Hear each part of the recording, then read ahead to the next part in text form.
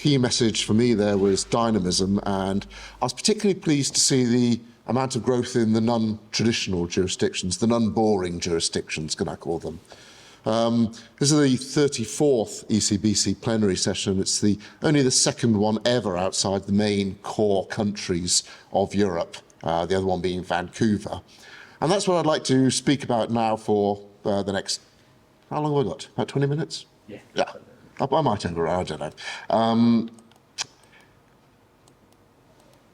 I'd like to talk about the process that I use and some of the lessons that I've learned. I've spent basically the last 10 years working on covered bond jurisdictions in brand new countries. Most of the time that has been with a clean sheet of paper where I've been able to start from scratch. In a couple of cases it's been where we have a law in place already and that law is in some way flawed. And I think that's perhaps my first key message, is that there's very little political will to make lots of covered bond laws. If you make a covered bond law, you're probably going to be stuck with it for quite a long time. Go into Parliament and say, here's a covered bond law, going back 3 years later and say, oh, we made a few mistakes, or the market has moved on, or the European Union's just passed a nice directive, so we have to adjust to that. There's very little political capital for that. So it's very much a long-term thing. And there are a lot of covered bond laws, particularly in Central and Eastern Europe, that have existed for 25 years and have never been used because they're fundamentally not fit for purpose. There's an illustration which I use for that, which is the Polish market. The Polish market in the space of 10 years grew from 13 billion mortgages outstanding to 91 billion. It's a phenomenal growth rate. And if you thinking in 2005, is the wholesale funding capacity of Polish banks sufficient for the mortgage market? Sure, of course it is. We've got loads of deposits, loads of access to repo. If you said, is it sufficient for the 91 billion 10 years later? Well, this is why you need a covered bond law. I guess, sorry, turn to the presentation. My IKEA guide to building a covered bond law. I guess there are three things that you need, three tools that you need to make a covered bond law, and they're just in very basic terms. You need some issuers who need to borrow, you need some investors who need to invest, and the really easy part, you need some way of connecting them. Let's start off with the issuers. I think I've lost count of the number of people who, number of bank treasurers have said, well, thanks for explaining what a covered bond is, we don't need it. We have plenty of deposits on which yield nothing and are always there, and deposits have been there for the family for 3 generations and they'll never go away. We have plenty of access to the repo market. Our loan to deposit ratio is absolutely fantastic. Why do we need a covered bond law? Now, we all believe in covered bonds. That's why we're here. We know that it contributes to financial stability. We know it creates the capacity to be able to develop the mortgage market. But we have to find a way to persuade someone with a nice loan deposit ratio that they want to do the product. And I guess there are basically 2 ways to do that. The existing regulatory frameworks and the just persuasion. The persuasion is important in many countries. There are covered bond jurisdictions, there are a couple in Eastern Europe that say, if you want to do mortgages, you have to do at least X% of the funding in the form of term covered bond funding. It's a crude way to do it, but it makes sure that you actually develop some kind of liquidity, some kind of development in the market, develop the market before it becomes necessary. Necessary by a deposit run, necessary by whatever else crisis we're going to have.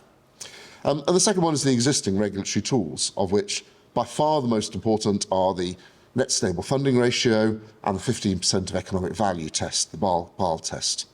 Now, both of those tests are fundamentally flawed, I personally believe. The net stable funding ratio gives far too much credence to the stickiness of retail deposits. In the light of Silicon Valley Bank, in the light of Credit Suisse, we've seen that what people keep telling me will never leave can suddenly leave like that. They're gone. And I think we need to calibrate the net stable funding ratio to reflect that. And also the 15% of economic value test, the idea that you must stress test basically your capital for whatever mandated changes in interest rates we see. Well, we've seen some pretty big changes in interest rates. That has put some real stresses on some banks in some countries, both on the levels and the gradient of the yield curve. But everybody keeps saying, oh no, I'm fine. My stress tests, I'm at 5% of economic value. Which is why we kind of rely a little bit on the persuasion, the soft, you shall do this, never mind the ratios.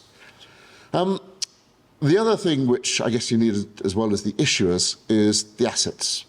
Now, of course, there are all assets, the structures in the room and the rating agencies in the room and the systems providers are all used to coping with Bank A does it like this, Bank B does it like this. The mortgage terms are slightly different, they're not very user-friendly, different credit standards, different yada yada. Yeah, those are solvable problems.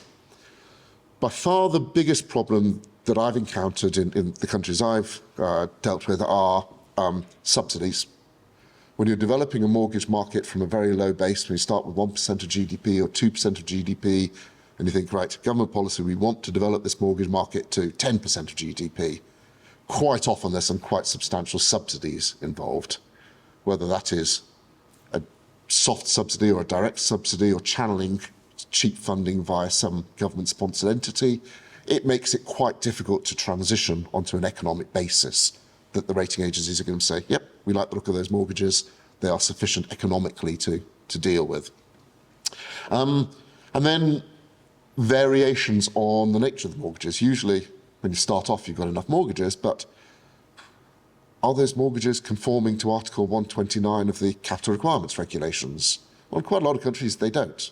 That creates technical problems, and that comes to one of the most fundamental questions. Should we try to follow the EU, or should we try to reflect national specificities? That's a theme that I keep coming back to in every aspect of the law, every part of the process. National specificities or international standards, and there's no right or wrong answer to that. But when you talk about assets, it's particularly important in many countries. You take this more extreme, you could say Article 129, well, actually I don't have many mortgages, I haven't gone through that process, but I've got a lot of loans to small and medium-sized enterprises. Now, we've had the debate in Europe about loans to SMEs. So far, that debate has come down, no, not eligible. But in many countries that need covered bond funding, we need to reopen that debate a little bit. Wrong way. What else do you need? Well, do you need a covered bond law to have a covered bond market? The answer I'm going to give you is yes, although that's not 100% true. There are plenty of countries, a handful of countries, that are quite sophisticated countries that have, particularly have common law, that have existing securitization structures, and have friendly and sensible regulators. And I'm thinking the UK, Japan, Singapore, Australia have not had to pass an act of parliament. Those aren't the countries that I typically deal with. In almost always, you will need an act of law. Not so long ago, I had a Minister of Finance of a country that I won't name who said, we've developed the entire blockchain industry in this country on the basis of a regulatory sandbox. Why do you need a covered bond law? Can't you do it within a regulatory sandbox? God, no, really, do I have to explain land law and bank resolution directives and all of that stuff? Yes, I do. In addition to a covered bond law, of course, a covered bond market requires changes to other laws, whether they exist yet or not. I'll come on to what I mean by that. When typically it's the Ministry of Finance or the National Bank who sponsor this, and they say to the Ministry of Justice, we'd like to pass a covered bond law, please. And the Ministry of Justice says, sure. By the way, that involves changing insolvency law. It involves changing the land registry law. It involves changing, then suddenly the objections start to come up. Another thing in a lot of these countries is that the covered bond law is part of a group of laws. We have a reform-minded minister who says, let's have a derivatives law. Let's have a central clearinghouse. Let's have a sensible stock exchange system. Let's have Sharia compliant. All these things at the same time. Now, great, we like reform, we like people developing their capital markets. Sometimes that can hold up the process. You go at the speed of the slowest ship in the convoy. Sometimes it will create conflicts. Covered bonds need exemptions from some of those perfectly good laws. The Bank Recovery and Resolution Directive, when that's implemented into national laws, it has to have a carve-out for covered bonds. Derivatives clearing, when they get implemented, international laws, you need a specific carve-out. One of the things that you have to be aware of, if those laws are behind you in the queue, pass the covered bond law, but when those laws come up, you will need to make amendments for these specifics. And I guess the other point I'd just like to mention here is contractual terms. Now, within the EU, we've got this lovely directive. Not every covered bond programme within the EU meets that directive by virtue of the law. Some people have to include covenants in the bonds, have to include contractual terms, voluntary limitations on what they do or how they do it. And that's fine within the EU. When I go for equivalence for a third country, can I rely on a contractual term that an issuer happens to put in order to gain an equivalence? What happens if the first issuer in a country puts in the necessary contractual terms? EU gives it its blessing, it's now an equivalent covered bond regime. Second issuer doesn't put that in. Do we get to the situation where some bonds from Timbuktu are eligible and some aren't eligible under the EU directive? Really not clear. And the final point, I guess, my three building blocks is investors. Now, most of the people in this room talk about the euro market. You said that's obviously the dominant. Part of the reason for developing a covered bond market, particularly for the EBRD, who are a big sponsor of the market in many countries, was to develop the local currency market. Those countries were trying to develop a fixed income market that isn't the govy market. That creates what I call the chicken and the egg problem. If I'm a pension fund manager or an insurance manager or whatever, why am I going to allocate to fixed income when there's no fixed income market? Why am I going to issue a bond if there's no investors allocating to the fixed income market? Now, that's a common constraint. It's overcome in various ways, mainly about prudential regulations, making sure that covered bonds are eligible for bank liquidity buffers, those kind of things, getting multilateral development banks to invest in the first issue. But it's a key problem that we keep encountering. Couple of points. It's a team thing. It would be very easy to just sit down and write a covered bond law, but that would be completely pointless unless you've got all the stakeholders on board. Drafting is nothing compared to education. Whenever I start in a new country, the first thing I would do is speak to all of the stakeholders, and they're much more than just the national bank and the 2 or 3 biggest banks. They're also the tax authorities, the markets regulator, the banking regulator, the notaries, representatives of retailers, representatives of small banks. There are a whole load of people, quite often with a lot of political power, who can put their hand up and say, I object at some stage. And that can be a major problem.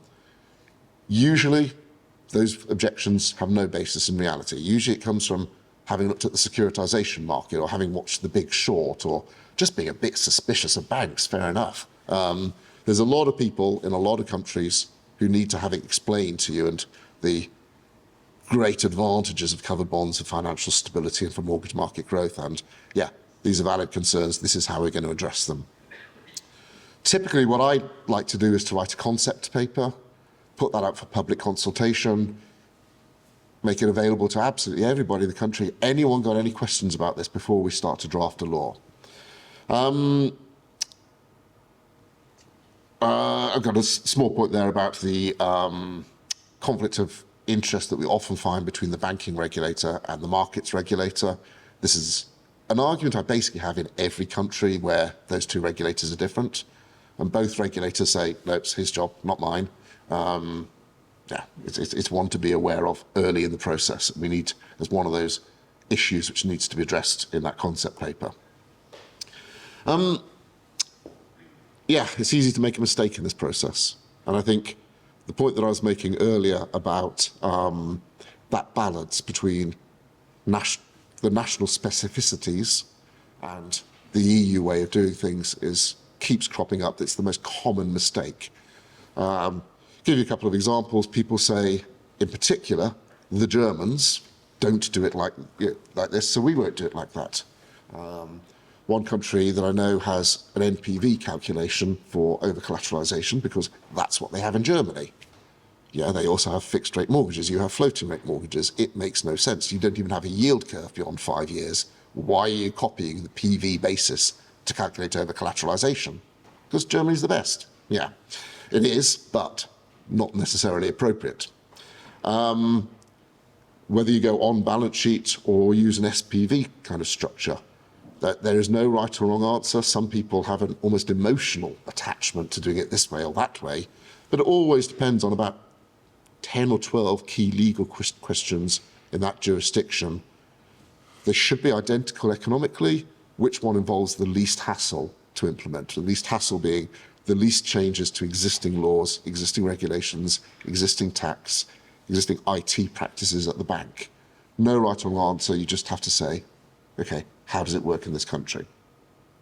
So I think that's the key learning experiences. And the only other point I'd like to make, and I've probably spoken a bit too long, is that it is a very cooperative process. The covered bond directive is an incredible blueprint for how to structure a covered bond, but it doesn't equal the Basel rules. There are significant differences between what Basel says about covered bonds and what the directive does. Historical accident or whatever, the EU rules go into a lot more detail. Great. Basel is just a very simple definition.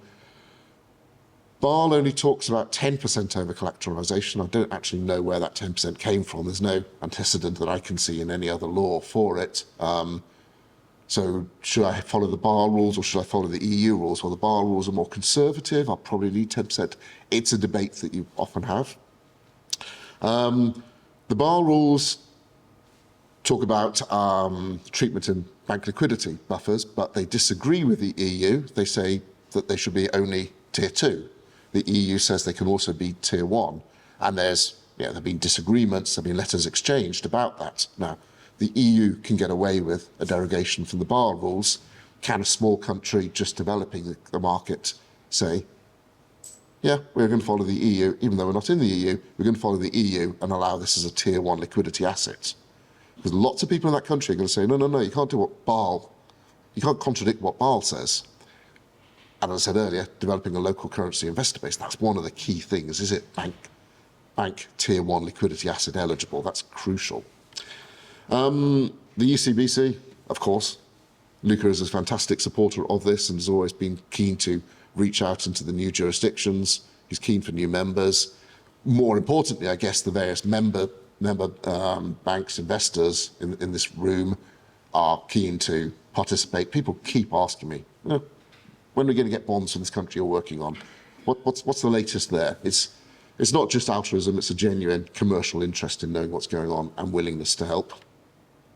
The IFIs, in particular, I guess the EBRD and the IFC, I'm hoping the African Development Bank and the Asian Development Bank start to get the hang of this as well. But the EBRD and the IFC, I guess, are really able to help in 4 ways. I've put 3 of them down here. The first one is they'll pay for it. They have shareholder funds for technical cooperations.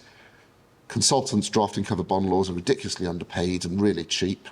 But the IFC and the EBRD will pay for that, will sponsor the process. Second one is they will have the political access. If I phone up a minister, hi Minister, I'm Richard, I'm a consultant, I want to talk about covered bonds. If the head of the IFC's regional office phones up and says it, they get the access. They get access to start the project and then at crucial points in the project where you need a bit of help. Having the IFC, the World Bank Group on board is pretty useful. Third one is they are local currency investors. They have typically up to 20% of any new issue they'll be prepared to buy, with, of course, 100 caveats about that, but they can buy up to 20% each. That is a massive support.